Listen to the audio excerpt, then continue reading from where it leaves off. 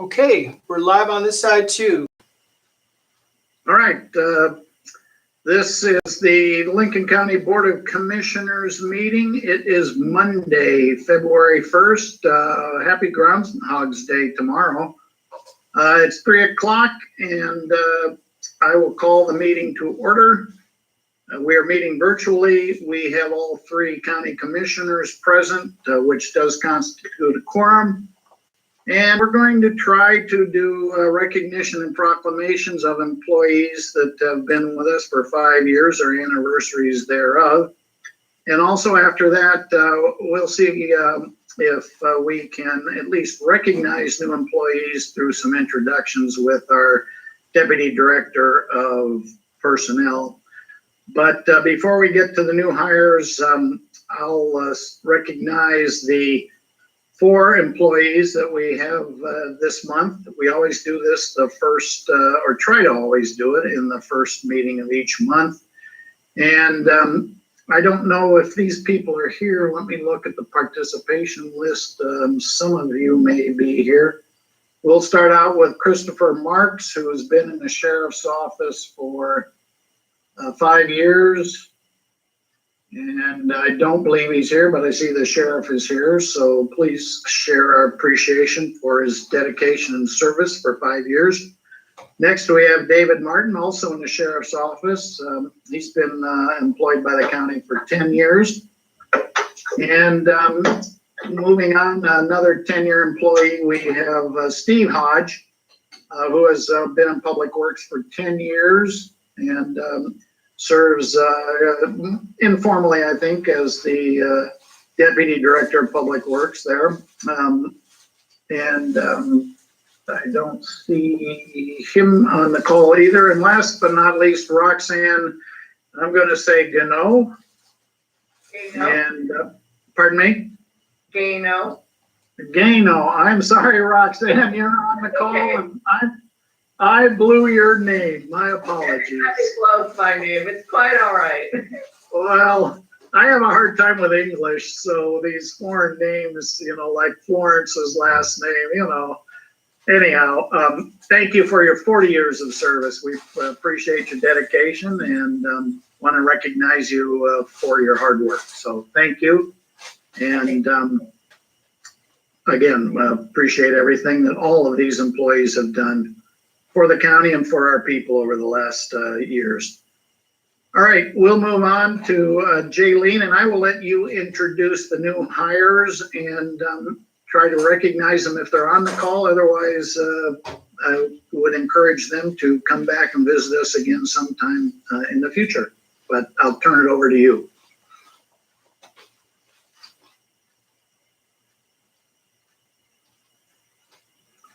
And we can't hear you, although your microphone is green.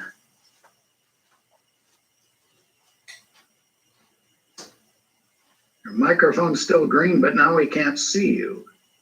All right, can you hear me now? We can hear you and see you. I'm going to have to work with IT on that. My mic doesn't work half the time. All right, so I'll go ahead and introduce some folks. I did see that I have one on. I'm not sure if anyone else is on. But any of my new hires, if you could perhaps turn your camera on and wave when I introduce you, that would be great. So in the planning department, we have Megan, who just turned her camera on. Megan Hoff is a new planner for us. Welcome, Megan. In the district attorney's office, we have Chris Schaffner. She's a new district attorney for us, this deputy district attorney for us. Health and Human Services, we have Donald Schaefer, who's a new clinical counselor for. The juvenile department, we have Megan Simpson, who is a new youth case manager. And prior to that, Megan was an intern with us. So it's nice to see that growth here with us. We have some contract employees in Health and Human Services. Jessie Noble. She's doing coordination for us for vaccines. Melissa Hernandez Pacheco is also in Health and Human Services, helping out in the call center. Sally Edwards started with us in Health and Human Services also. And Sally is also a contract employee. Then we had 2 new hires today. I don't know if they got the invite since it was today, But we have Sarah Hack, who is on Nurse and Health and Human Services. And then Rhonda Davidson, who is a new senior deputy clerk in the clerk's office, started today.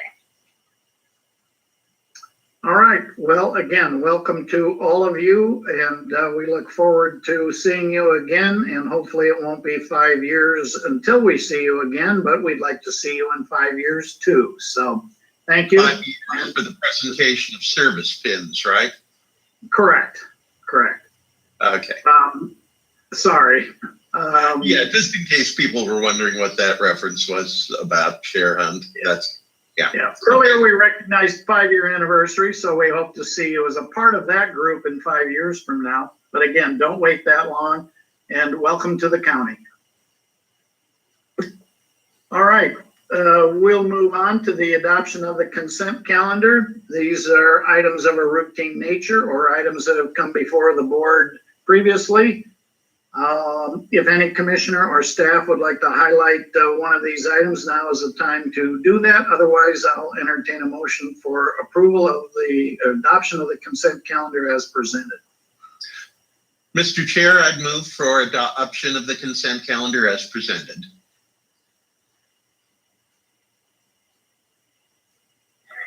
Sorry, I was muted.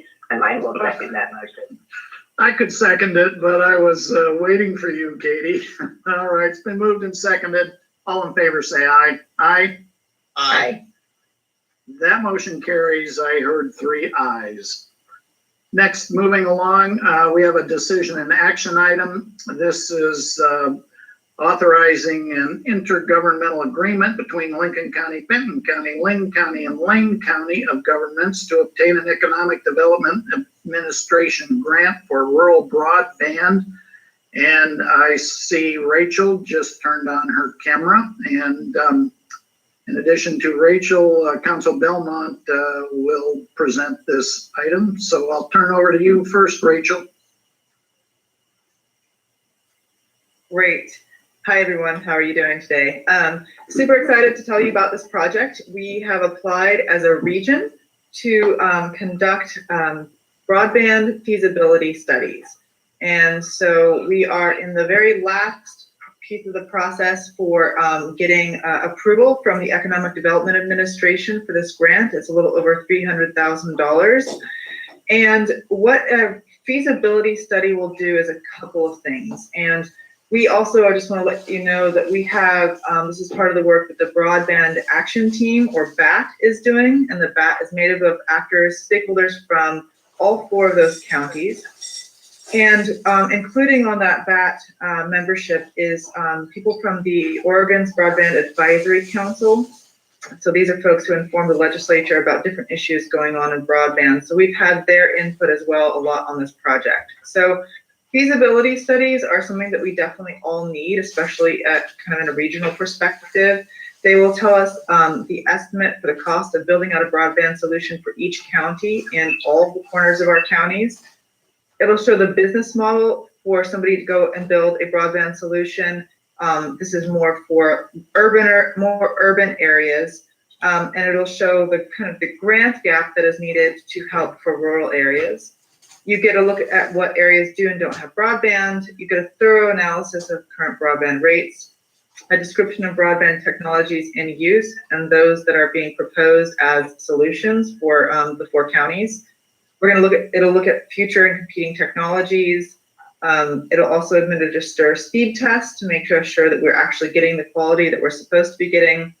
And we'll get a full description of the broadband gaps in each county. So this will really help inform our processes moving forward as a region. And it will also give each county very detailed information that will help them make plans and decisions, and also inform being able to go after more funding in the future. And I don't know if you guys have all seen recently, but there was a lot of money that has been allocated to different federal agencies at the end of this last year.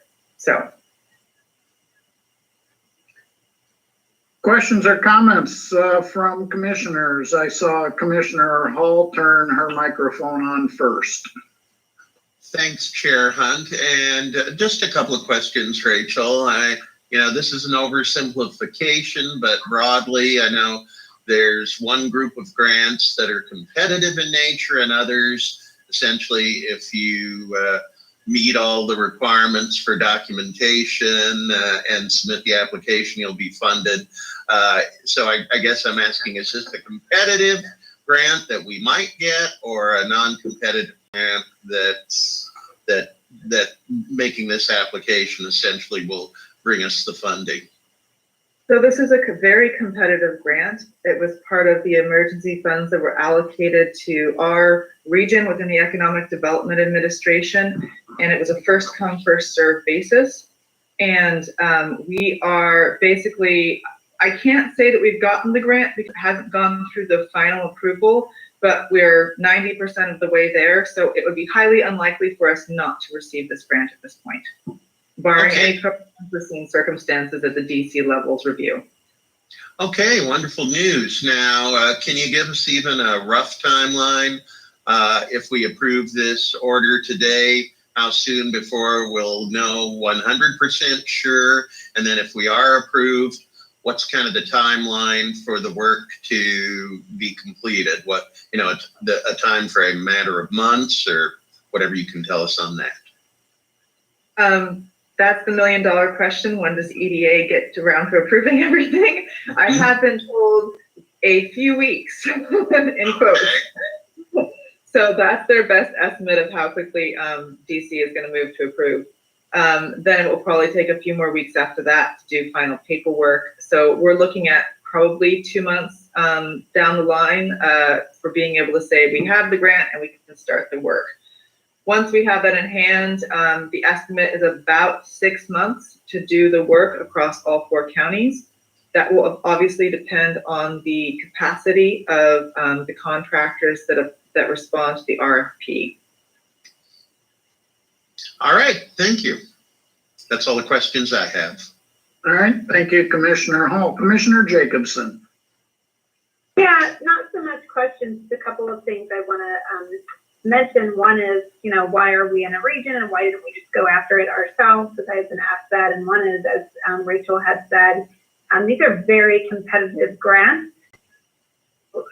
You're way more competitive going after it as a region than just one county. But additionally, there's a lot of broadband issues in areas kind of between counties that you need counties working on together to solve that. A nice example in our county is up Highway 34 as you go from Tidewater to Alsea, up into Benton County, lots of areas with, you know, limitations or non-existent broadband, and that would require both of those counties, you know, working together to kind of resolve this issue. So kind of a regional approach here was really important from a couple of perspectives. And the last thing I just wanted to say, again, not a question, it's just a big thank you to Rachel, not just for her work on this particular grant and opportunity for Lincoln County, but there's also been a number of other grants she has helped us with, including non-congregate housing, which is how we're being able to hotel people through COVID, as well as money for child care providers and families trying to pay for child care during the pandemic. So just a big thank you to all the help that she has given the county during this super difficult time. Thank you. And I will start with, I guess, kind of a, I don't know, I'm interested in the specifics, or as much specification as you can provide. You know, when you go all the way to the end of the roads, and I think this was part of Katie's comment, you know, those are the really difficult areas to get broadband to. Those are the, you know, the remote parts of the remote counties, if you will. How, you know, how will this grant try to address those areas that are really difficult as far as trying to get broadband service, which is critical, not only for access to the internet in general, but certainly from the way education is being handled now? Yeah, absolutely. So my understanding is that it's first going to give us, so by the way, so we're putting out one RFP for the whole region, but there will be specific county reports within that entirety. So we're going to have information. And then of course, hopefully what I'm hoping is the contractor can give us kind of those in-between areas, like, hey, these are areas where you all should be working together. So it will give you a full picture of where the gaps are to start with. We know them here or there, but you don't have, so the FCC maps are not the most detailed or not always the most accurate. And so this assessment will first give you where are the actual gaps. Then it'll look at what are the most appropriate technologies to get stuff out to the last mile to those households. And then because rural communities obviously are rural because we have low density, I mean, in large part, that's the definition of them. It's going to look at what are the, it's not going to look at like what's the penetration rate to make it feasible for a company to make profit off of. It's almost never going to be profitable in those areas where you have 10 and 20 people here and there. What it is going to look at is the gap in funding that's going to be needed to get identified through state and federal resources to basically make up that gap, make up that higher density gap. So it'll help us paint that picture. One of the biggest challenges that, and I don't know if we have any internet service providers in the call to talk about this, but one of the challenges that is that you have a lot of smaller internet service providers in rural areas that sometimes have the capacity to go after these state and federal grants and sometimes don't. And so hopefully this actually will be helpful for them as well, and helpful for the counties to have a conversation with those ISPs to see where there can be some mutual support so that all of our community members can have access. Well, I think you hit on two critical points. If there was a business case to support service in these areas, it would be there now. So we need to identify those areas that don't have service, which by definition almost will be areas where there is not a business case to support the service. Therefore, once we identify those areas, how do we provide the support so that the internet service will continue to be available into the future? So Right. those are two critical questions. And I feel like this feasibility support will give leaders like yourself, commissioners, mayors, all those folks, a holistic picture of what needs to happen. Because it's hard to find all that information in one place to make budget recommendations or policy recommendations or to choose partners to work with. So this feasibility study will hopefully do that. Okay, very good, thank you. Commissioner Jacobson, I see your microphone's on. Do you have a follow-up? Oh, sorry about that. I think I just didn't turn it off. My apologies. No follow-up. That's okay. I'm trying to take my cues as I see them. So any other questions for Rachel? Rachel, I don't know what your schedule is like, but I would have some questions for you when we get into commissioner reports. If you've got some time that would involve money that might be available to support capacity relative to housing, the COVID, the wildfires, if you're available for a little bit longer, I'd appreciate it. Absolutely. Okay, thank you very much. You're welcome. All right. If there are no more questions, I'll entertain a motion to approve this intergovernmental agreement.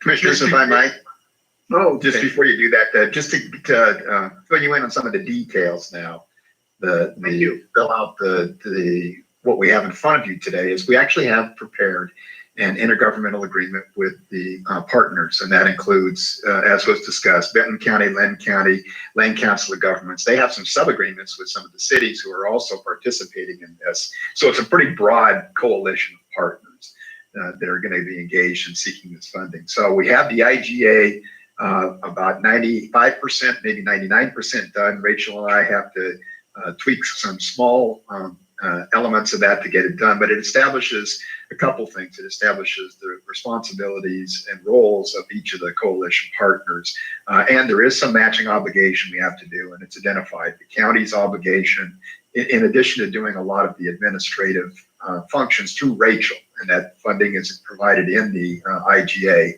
are covered with some economic development funds that we have. That's what we're utilizing.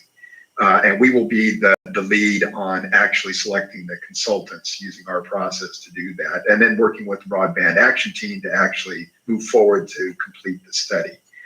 So that agreement is, again, prepared. What the order would do today would be to authorize the chair with review from council to finalize that agreement and sign that. And again, this is the step that's necessary from each of the entities so that we can actually move forward to get the EDA grant. So both an order and the IGA are prepared and available for your review if you'd like to look at those. Okay. Any questions, comments, commissioners?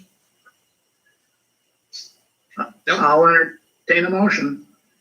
Mr. Chair, I would move that we approve this order authorizing the chair to execute this broadband regional IGA.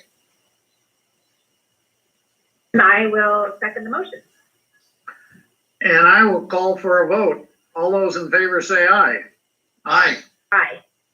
I heard 3 ayes. That motion carries. All right. Broadband is coming, as we used to say in the banking industry. When? Well, soon. Sooner than later, we hope. Anyhow, looking forward to continued updates on that project. All right, we'll move along to reports. And first report would be from our public health group. And we have both Deputy Director of Public Health Florence on the call, and I see Director Austin also on the call. Florence? Chair Hunt, could I interrupt for just a moment? May. Sure.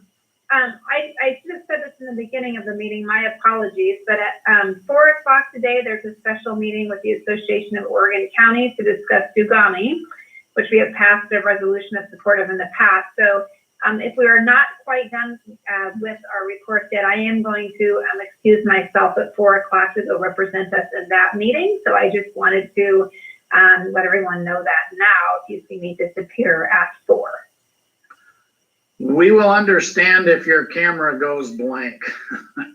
Great. Okay. All right. And that's at 4 o'clock, right? So you'll need to leave here about 3:55 or so. Yeah, yeah.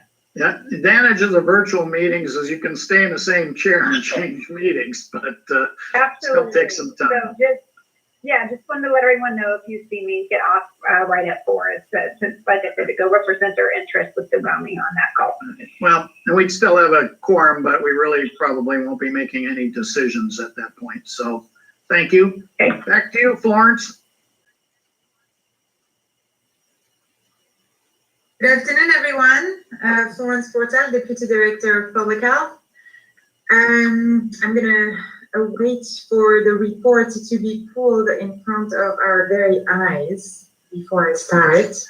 They were part of the packet, so we've got them available that way also. There we go. All right. So let's start with our COVID numbers. As of this morning, we had 1,069 positive cases of COVID that had been reported to us since the beginning of the pandemic in Lincoln County. It's been interesting to watch the numbers since the beginning of 2021. So we have days where we have barely any cases reported to us, like from 0 to 5. And then you can see those peaks of cases seems to happen once a week or once every 5 days, where we have about like 12 to 13 cases in a day. I would say the overall trend is going down, but it's taking its sweet time. But we are in January. You will see in the next slide that in January our numbers are way below what they were in December, which is a good thing. Commissioner Hunt, I'm skipping over the test positivity chart just because OHA is telling us on the website that it's been updated, but it's still not updated, and we still have the numbers as of 110. So I noticed that. Thank you. Yeah, you're welcome. So as you can see, we're dipping down in January, which is encouraging. I know quite a few of us are interested in knowing where we fit. What does that mean for the risk framework? So if you can scroll down, please. So right now we're maintaining nicely at in the high risk category, unless we have an important outbreak this week. I'm not foreseeing any real changes in the forecast for when we're supposed to move or remain in what risk category. So I think we'll nicely remain in high risk. And if we continue coming down, hopefully we'll move to moderate at some point, but probably not in the next few weeks.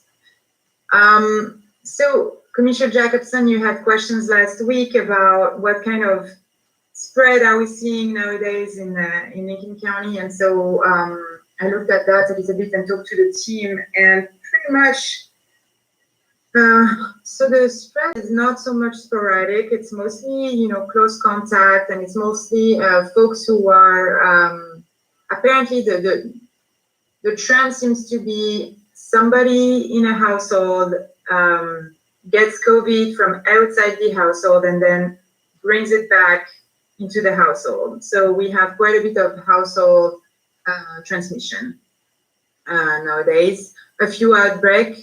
We had an outbreak in a restaurant, I believe, last week or the week before. But other than that, the team is doing a really good job at trying to really work those AP links and figure out where people could have gotten the disease from. So, any questions on COVID numbers at this time before I go to the vaccines? Doesn't look like any. Go ahead, Florence. Okay, so as we all know, we have not received any vaccine this week. But as you can see, we did such a great job at using the entirety of the doses that have been received in Lincoln County. And we have wonderful vaccine prepper who are able to draw more doses out of the vials. So the vial of the Moderna vaccine is supposed to hold 10 doses. We've been, and when I say we, of course, I'm not including myself in this, the team has been very good at drawing at least 11 doses per vials, and sometimes we have extraordinary people who are able to draw 12 doses out of those vials. So as you can see, we've given 121 more doses than what we were provided with, which is exciting. The other exciting news is that on this last Friday, we held a mass vaccination clinic. The feedback has been very positive, yet one more time, which is very encouraging. We had 617 people scheduled into the clinic, and we vaccinated 655. So this week, even though we do not have any vaccines to administer, at least no first dose vaccines to administer, the multi-agencies that have been doing vaccination in the county are busy with second doses. So they're going to be pretty occupied for the next few weeks. And then it's a good opportunity for us as a team to really look at how we're going to be able to schedule those clinics, how logistically are we going to be able to do first dose clinic and second dose clinic at the same time. So that gives us time to plan, to do more planning and to be fully ready for when we get doses.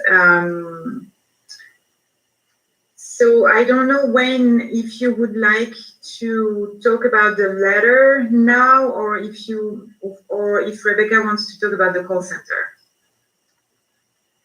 Why don't we talk about the letter now, because that relates to vaccines. That sounds great. Thank you, Christy. Yep. Go ahead, Director Austin. Or Florence.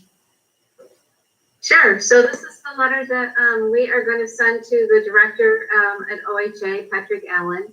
that just builds a case for not getting, that we don't want to get 0 doses anymore. We don't feel that that's a fair and equitable way to do it, that we have to sit back and wait for other counties to catch up when we are doing such a stellar job. And, you know, it's our job, right? In this county, we are here to serve the people, and we want to be able to do that. And we can't do that when they don't send us doses. So we did, Florence brought this to the multi-agency cooperative group, and they all have, I believe they've all now agreed to sign on to this letter. And we were hoping that our heavy hitting elected officials would also be willing to sign on to this, so that we have a united voice in Lincoln County to make our case that we do not want, just because we're a rural community, we do not want to be put on the back burner while other counties, especially metro counties, are trying to catch up, because that would put us at such a disadvantage if we have to keep doing that.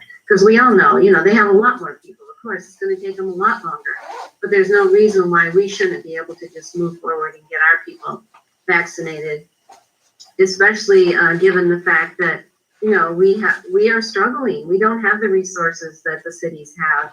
And so we want to get our people vaccinated, and a lot of our population is made up of over 65. So we feel like we want to hurry and get them in, as well as our essential workers. And we have all these people constantly coming into our community to take some R&R, and that puts us at greater risk. So, you know, we don't have the resources, and we want to get our population protected, and it's our job, I think, for us to advocate for that. So we're kind of hoping that you all agree, and we'll sign on, and we can get this letter off to Director Allen. Questions, comments? Commissioner Hall, I see your microphone is ringing. I don't have a question, Mr. Chair. Just want to say I earlier saw the draft of this letter, and I think it makes our case very compellingly. And I am certainly happy to have my signature, and I hope all 3 board signatures added to this letter. Commissioner Jacobson. Yeah, I of course will sign on to the letter. I would say that we also please copy other counties that also put doses on that, because I feel like not just united within our county, but united outside of our county with those counties that are receiving 0 as well would be very helpful for everybody. And I would just add that I'm just really upset by this. Found out about this Friday, actually, from a call from the Oregonian. It was before it had been publicly released, but they had somehow found out about it. Yeah, I sort of feel like we're being punished for doing a good job. I also feel like if this was reversed, I don't feel like they would have Portland Metro or other communities wait for us. So that kind of creates an equity issue. And I also would say that, you know, every community is different. AOC has a saying that I love that says, when you know one county, you know one county. And there are certain categories, essential workers comes to mind, that it's going to be challenging for us. We have a lot of them. There's other counties that the entire county has 12 restaurants. We have hundreds. And it's going to take us a while to get through there. But I don't expect other communities to have to wait for us to get through that category before they can move on. And I agree with Director Austin. We should be able to just keep kind of, you know, chugging along as we can, and let other counties chug along as they can. Certain counties have different challenges that we don't have, and vice versa. So I just am completely not understanding of it, supportive of the state's decision to give us 0 doses, not simply just this week, but the language has been set that that could be more than 1 week. I completely agree with that. I feel like we should be allowed to just continue through. I think in a letter sent by Representative Gomberg today, you know, he was saying that 60% of the doses this week went to 40% of the population. And again, I just think that creates a huge equity issue. I have already talked to Representative Gomberg and Senator Anderson, as well as Representative Wright, all about this, so they are aware and working on it from their end as well. So anything we can do to support public health, and like I said, I think also bring those other counties together that are in the same boat as us, I'm happy to help with. Great. All right. I have a hard time with this decision also. It would be one thing to, in effect, maybe moderate vaccinations, but to absolutely get none, I find that unacceptable. My good friend Commissioner Russell in Morrow County, I think, was quoted in the Oregonian as saying, so we report the vaccinations and people see our success and we get rewarded by getting no vaccinations. That's not a very effective incentive plan. So I fully support this letter. There's some thoughts I have that I probably shouldn't verbalize, but we'll leave it at that. So I fully support this letter and agree, let's get it to the counties that share our dilemma, and I assume it'll also go to our senator and our representative. This is Wayne Belmont, County Council. We should probably note for the record that actually Florence met with the County Multi-Agency Collaboration Group today, I think, right? Is that correct, Florence? And they unanimously agreed that this is the letter they want to send out. So the way that this is crafted here, we were able to put it all together in a single page, and it represents both the Board of Commissioners and the Lincoln County Multi-Agency Collaboration Group making this request to the state, and includes logos from each and all of the partners that are in this. And we'll make sure this gets out to, again, to other counties and to our legislative delegation. So Wayne, can you scroll down, or can somebody scroll down a little bit so I can see, because it doesn't look like the county logo is on that. It is. It's on the very top. Oh, okay, yeah. So it's on Commissioner's letterhead, and then it joins in the other agencies, including our own public health. Yeah, great. Yeah, that looks great. Thanks, everyone. I really appreciate that. So just a motion to send this letter, I think, would be great for the record. I'll make the motion that we send the reference letter. And I'll second that motion. All those in favor say aye. Aye. Aye. Aye. I hear 3 ayes. That motion is approved.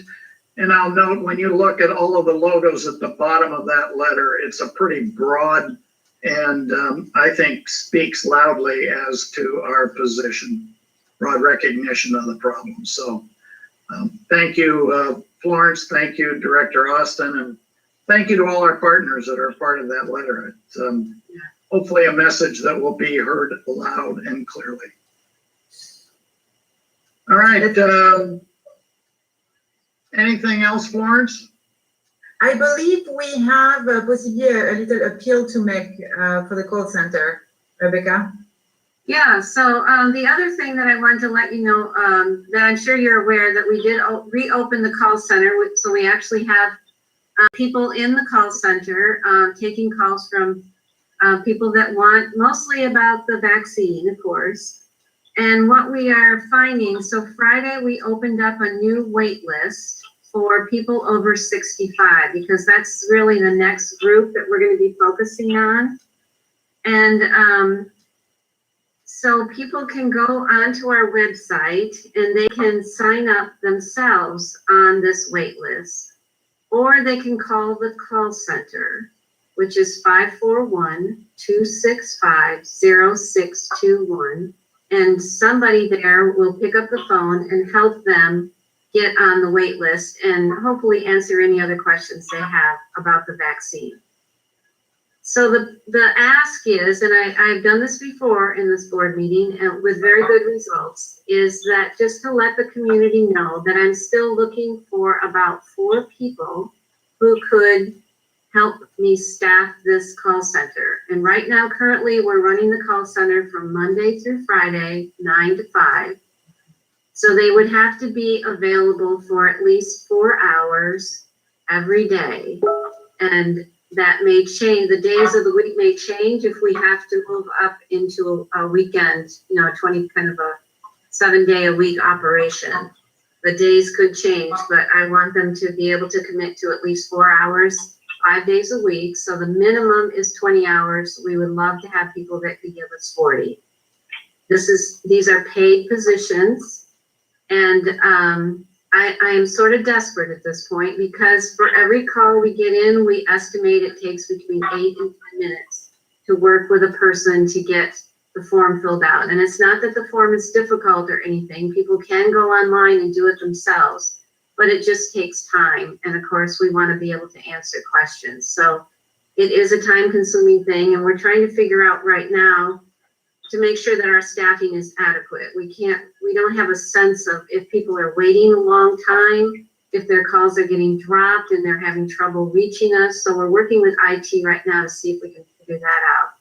But if people are interested, I would invite them to, for now anyhow, send me an email at raustin@co.lincoln.or.us. And I will vet those interested, and we'll see if we can get you going a role here to help us out. So just wanted to let you all know that across the community, we are doing our best to help out here, but we are struggling a little bit right now. So if anybody's unemployed, the skills that I need are really good computer skills, because you will be on a computer, and good customer service skills, because we want to be helpful to people. We need to answer their questions and sort of, put their concerns and their angst to rest. So that's really the job at the call center, is to help people.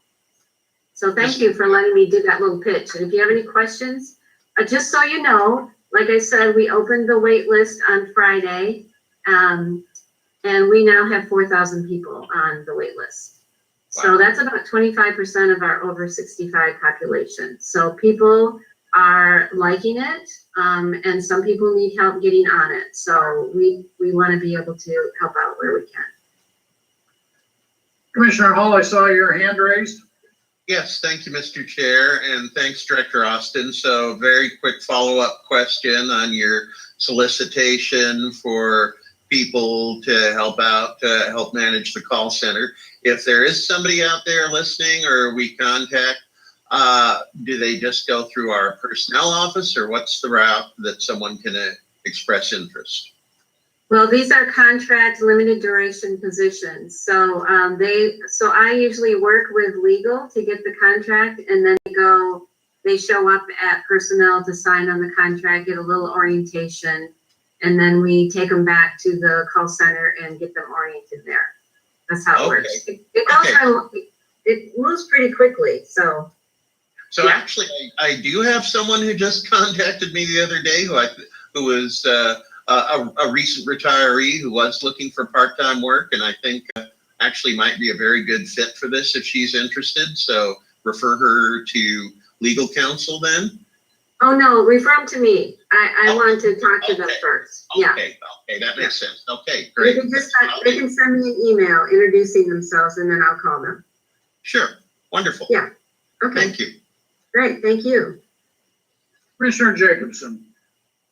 Yep. Yeah, just a couple of questions. So you said a minimum of 20 hours a week, but 40 would be preferred.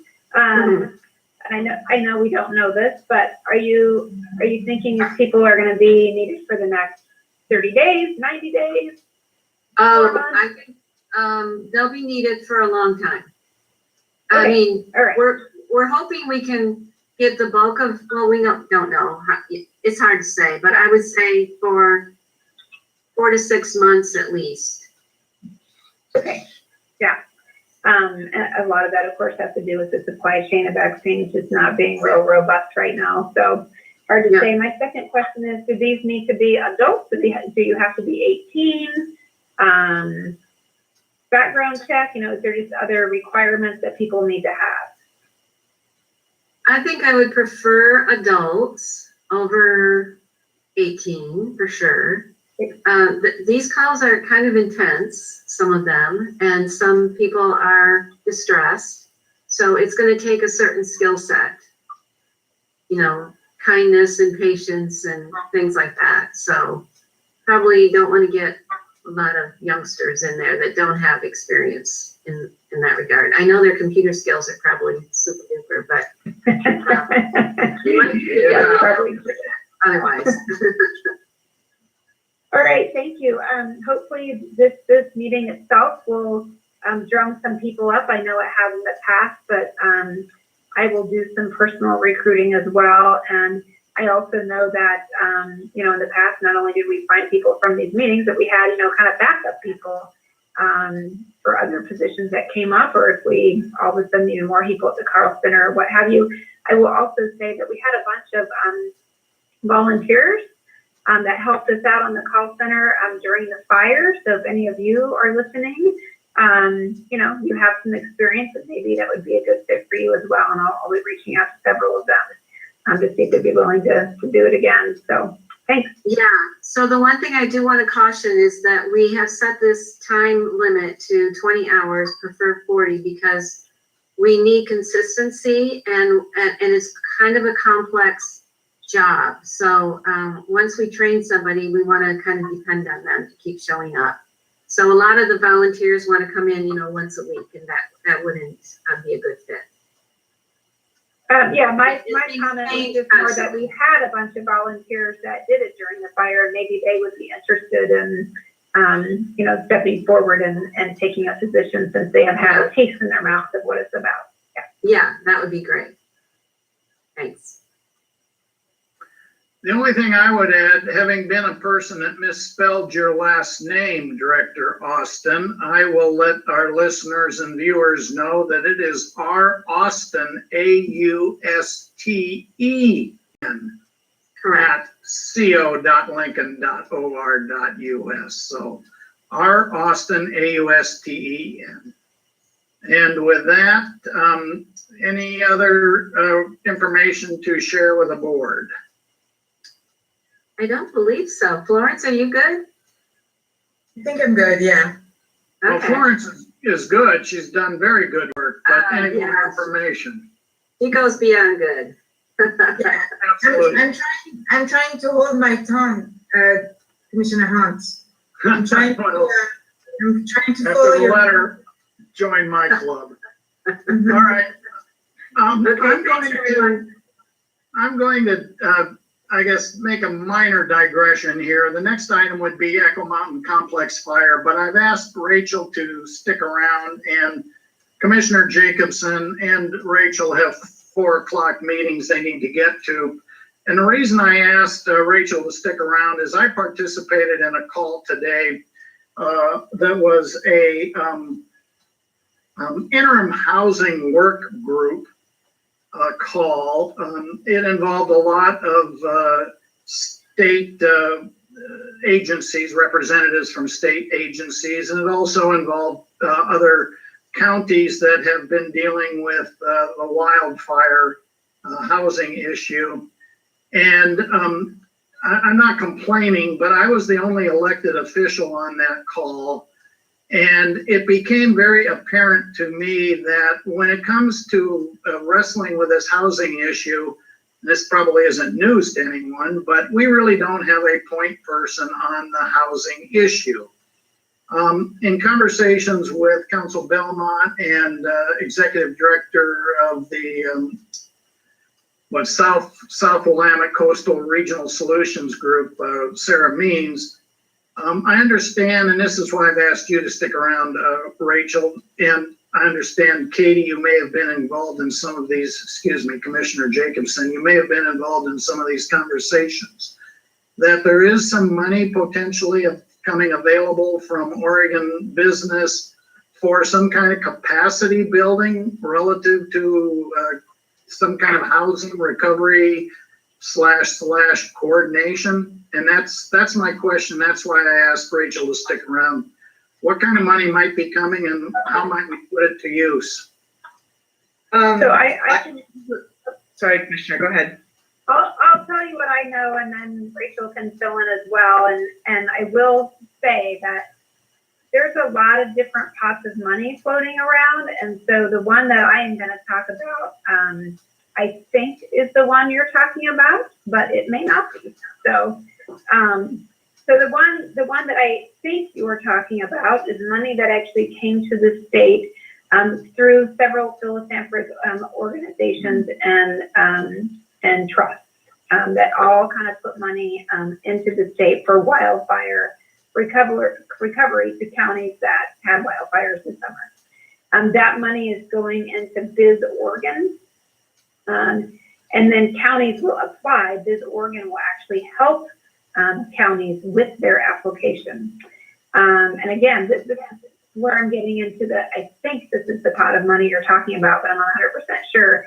That particular money, which I believe Council Belmont and myself have a meeting with Biz Oregon either later this week or next week, is not specific to housing. So you can use it for a variety of things. We're having that meeting with Biz Oregon to kind of find out more of the parameters or the fences on that money before we come back to a mega brainstorm on that. But for example, you can use that money to hire kind of a recovery lead if you needed to. You could use that money, my understanding again, is some of these public access roads that are not county roads, that are maintained locally, that are getting just beat to heck with all the heavy equipment and stuff coming in. Maybe they weren't initially damaged in the fire, but they were damaged with all the cleanup afterwards. You could maybe use that money towards that. So it's not housing specific. That's the pot of money that I know that the state has. Like I said, that's coming through Biz Oregon. So if there's another pot of money specific to just housing, that one at this point I'm not aware of, but I'll let Rachel fill in as well with what she might know. Well, Commissioner Jacobson, thank you. You triggered in my memory, which fails me at times, I recognize. This money that was discussed, that I discussed with Sarah Means, might be emergency board money that will be coming through Oregon Business, but available for, well, maybe, I guess, recovery activities. Again, I'll turn it over to you from there, Rachel.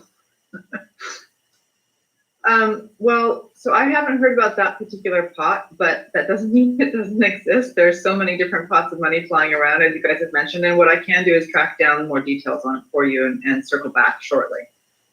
Well, I think there will be some information being released from Oregon Business later this week about that pot of money. So, okay, I think this has been good conversation. I think. Yeah.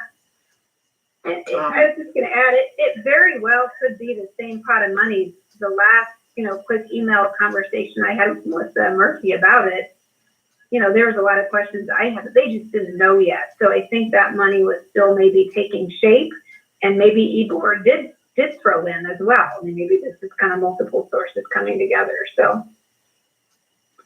Okay, well, it was apparent to me during this meeting that whether it's a full-time person or a part-time person or just somebody that's has some responsibilities, it might be beneficial if there's some money available to get somebody that's got a focus in that area. So that is why I asked you to stick around, Rachel, and I appreciate that. And as has been said many times, I appreciate the hard work, the stellar work that you've done in being successful in getting grants. And it's created a bit of a challenge for us on the accounting side at times, but that's a good challenge. So thank you for your good work. Thank you, Chair Hunt. Okay. All right, and with that, let's move back to a formal, I guess, a more formal discussion about the Echo Mountain Complex update. I believe Director Kenyon is on the phone, or Council Belmont. Who'd like to go first? Commissioners, this is Council Belmont. Can I go first? Just because I know Katie has to leave fairly quickly, and I do know that TJ Dargan is here from FEMA, and I know some questions came up about the direct housing program, the assistance project actually, and I think you had to have some information on that, so maybe we could get that before Commissioner Jacobson has to leave. And TJ, I think, are you the one that's doing the presentation, or maybe there's somebody else from FEMA today? Yes, sir. Actually, Tony Raines is standing by to present today. Okay. Well, maybe Dan, Tony, you can go ahead, so. Go ahead. All right, good evening, everybody. Good afternoon. Glad to be with you today and present you the information. So far for Lincoln County, 804 people have valid registrations. Of those, 475 are owners and 328 are renters. If you add those two numbers together, you'll find out that's 803. One of them did not specify whether they were owners or renters, so we left that open. Of the individuals who did register, 39 people did receive maximum grants for the sustained damage from the fires. Those people are currently located in a few different places. Friends and family has 245, hotel, motels, and then mass sheltering is 84 and 51 respectively. We do have 187 applicants, and that could mean families are residing in their damaged dwelling. 49 people did find new temporary rentals. 46 are currently living in RVs or campers. 13 people went to their secondary residences to live. We do have 4 applicants who said they had purchased new homes, and that 3 additional applicants had new permanent rental for them in the community. So that's good news. We know where the folks are at, and we're working with them in those locations. For those who did register, we have and applied and received awards for the damage that was received as a result of the fire. $1,845,946 have been distributed for the housing portion of the mission. That is the structure itself. Of that, $266,000 is for rental assistance, which means for those individuals who are able to go out and rent some facility or rent something in your community, we're paying them rental assistance. We will continue to see that amount rise as people recertify and use their funds for additional rental. For the other side of the program, for the other needs assistance, loss of personal property, we have paid out $375,058, $92,000 in CNA, critical needs assistance. That was up front. That number will probably stay pretty static. That number, when people were displaced because of the fire in the original event, they needed some peanut butter and jelly. They needed diapers for the baby. FEMA paid an emergency needs for those. So that has that portion of the support has ended already. If we look at the communities that received the most impact by registration and by those who received money, we would say that the city of Otis, those who said they came from that area, 2.2 million of the money that's been given out came from that area. So we know that's a heavily impacted area. The 2 that follow that as far as heavy impact would be Lincoln City is number 2, and then probably Toledo area is number 3 as far as the impact for rental assistance. As far as the direct housing is concerned, and as we move forward to talk about direct housing, FEMA has called the individuals to find out who would need support of those who are eligible. 16 individuals or applicants have said that they would participate in the program, 2 of which are have identified as having access and functional needs. So we will be assisting those individuals with a direct housing solution. We are currently working with and doing a direct housing solution for building a group site to the Siletz tribal reservation. Right now, we met today, contracting staff met with the contractor, so we've ironed that out. They should begin construction this week on that site. We are building out 21 sites, so we'll have some extras, more than those that would typically need assistance, just in case some of those people who said they found alternate housing solutions, something goes wrong and they need that support, we'll have something in place to continue to help them out. With the groundbreaking occurring this week, we would expect a substantial completion of the work should be done on or before February 26th of this month. Now, there is a water pressure issue we're working with as far as the units that are going to be in place. That will be resolved by the 26th on a temporary basis by placing pumps with the units to make sure that water pressure remains where it should. But we are going to go ahead and remediate that, placing in a larger pump, which will support the entirety of that community with one pump instead of one for each of the units. And that will be installed on or before March 16th for those individuals. So looking at the final sheets to see if there's anything else. Statewide, we've licensed in 94 families and 96 residential units across the state. So the program is moving, and we hope that by the 26th, those in Lincoln County will be in there. Once our RFO, which means ready for occupancy, the process, we're going to go pretty quick. As those units are being brought online, we're going to be talking to the families beforehand. So once the site is completed and we can move those folks in, we'll do so. I suspect with the number of units that we have, that we will have them licensed in to those units pretty quickly, probably within 5 days, we can have all those folks licensed in. So they'll be housed at that point. So I would be looking at the end of February to be the day when everyone is housed. So that's my report for today. I'll turn it over to Mr. Dargan. Any additional comments, sir? No, sir, Tony. Nice job. Thank you.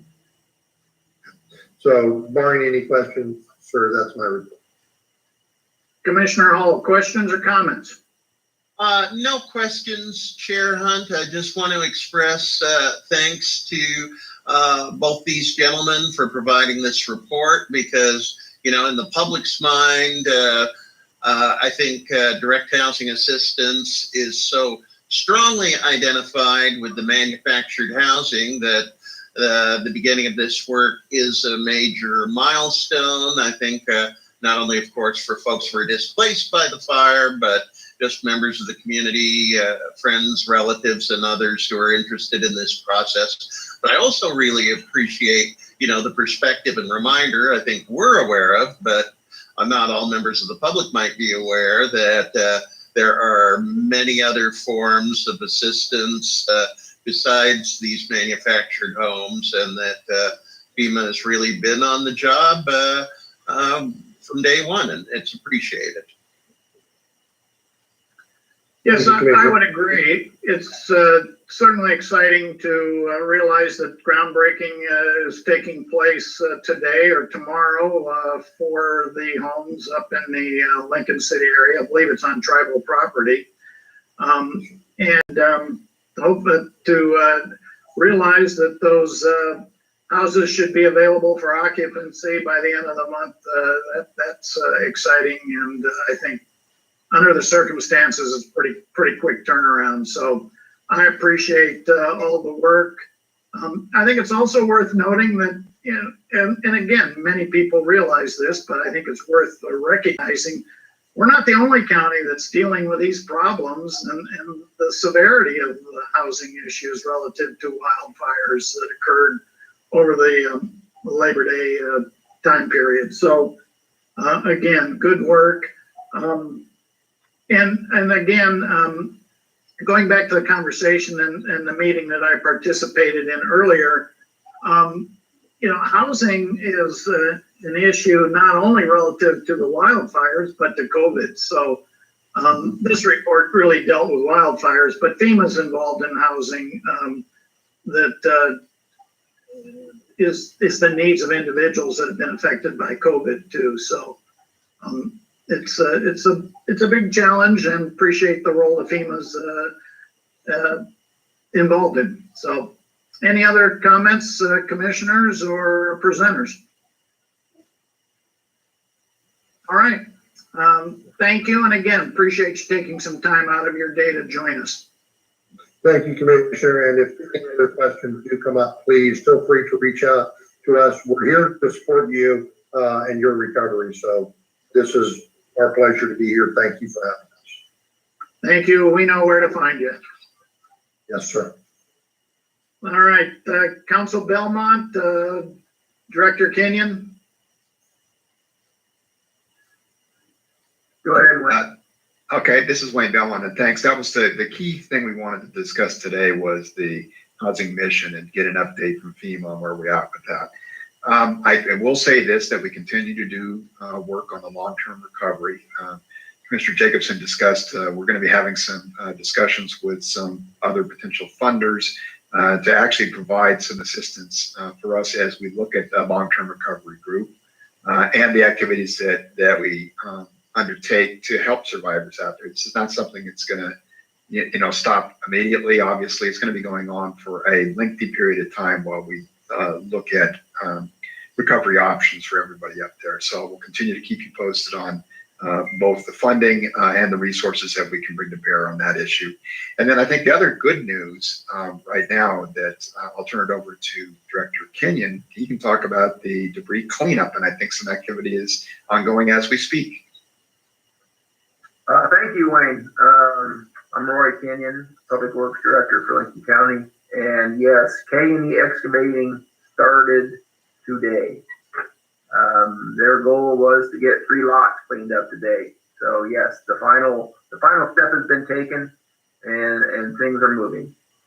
I actually wasn't up there today. Paul Seitz, our solid waste district manager, was actually up there, made some contacts. He said it was actually nice to be able to talk to in face to face on the site. He talked to the K&E people, he talked to the monitoring people, and he talked to ODOT people. And so everybody's on the same page, and debris is actually moving today. And their plan is to put their head down and get this done. Thank you for that, Director Kenyon. Commissioner Hall, questions or comments? Just to say that it's great news, and I want to make sure Director Kenyon's done, but I have an item that I was going to present under Commissioner reports, but I wonder, since it is Echo Mountain Fire recovery related, if I could piggyback after Director Kenyon's done. So noted. I am done. Like I said, I think there's not a lot to report other than the fact that they're actually started. And so hopefully by next week, we'll have an update on progress, and I can tell you how many lots are cleaned up, how many are left to go, and how things are proceeding. All right, well, that's more good news. We had good news on the FEMA housing and good news on starting the debris cleanup. So thank you, Director Kenyon. Anything else except for the letter I believe you have in mind, Commissioner Hall? Yes. Oh, I'm sorry. Council Belmont, anything more? Nothing more at this time. All right, to you, Commissioner Hall. Thank you, Chair Hunt. This is in regards to a proposed letter of support. Our state representative, David Gomberg, has introduced legislation, and I had the bill number at hand, but essentially this is to address the challenge with the school construction excise tax. And I think everybody will recall that in the aftermath of the fires, we were looking at people, looking to rebuild, and in an attempt to, I think, remove as many barriers to rebuilding as we could, we made a policy decision as a board to waive all county permitting and inspection fees for replacement housing. But unfortunately, for the typical homeowner, the school construction excise tax actually exceeded our county fees. So, this presented a bit of a dilemma for the school district. And in review of the original legislation that created that tax back in 2008, it really wasn't clear on this situation. And so, a few weeks after our decision, the school board did make a decision to provide waivers of the CET for affected homeowners as well.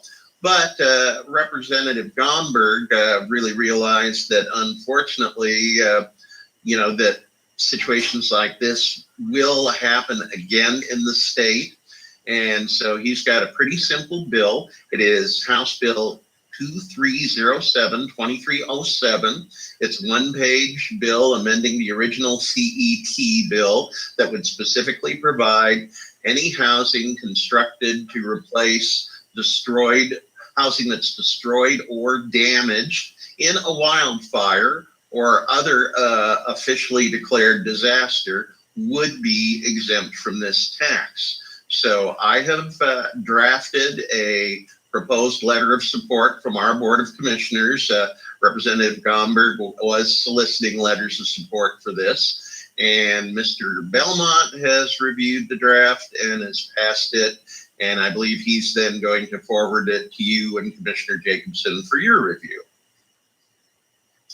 All right, well, I have looked at the letter and I'm comfortable with it. Again, assuming that Council Belmont is comfortable with it, but I will ask this question, and I ask it more as a formality, but it's safe to assume that the school board supports this House bill, our school board? Yes, that is safe. Actually, I've been on a chain of emails with Representative Gomberg and Dr. Gray, the school superintendent, indicated that she would be submitting a letter of support for this legislation as well. Okay, well, I think we want to be good partners, but you know what happens when you assume things, so yeah, I appreciate that.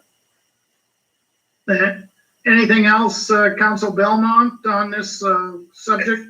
No, it sounds like there's a consensus of the majority of the board here, because Commissioner Jacobson's not available right now, to go ahead and sign this. So we'll put it into a form that you can actually sign and send off. All right, very good. Commissioner Hall, that was a nice segue into reports. Do you have anything else? No, not at this time. All right, well, my report also has been covered.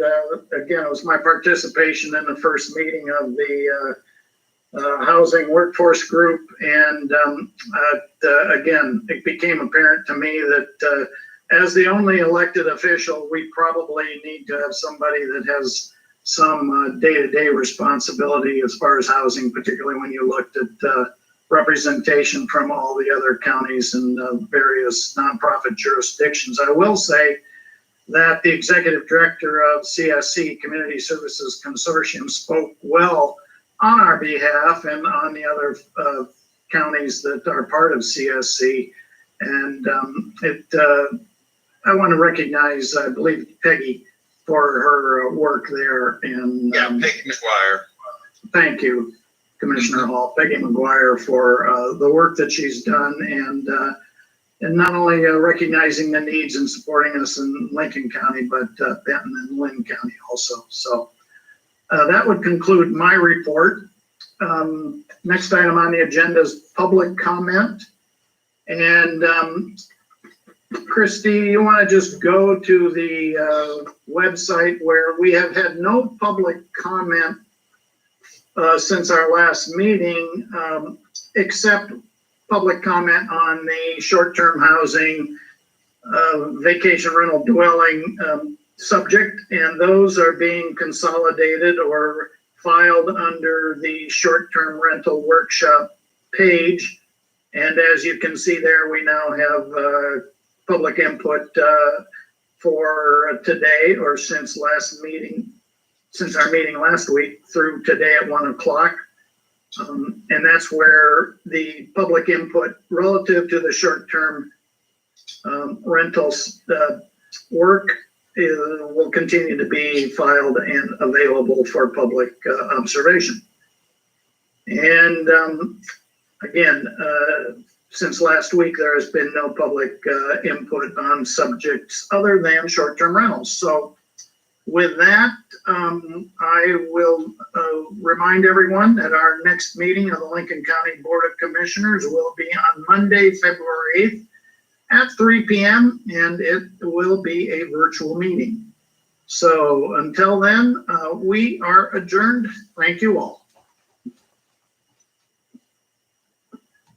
This conference is no longer being recorded.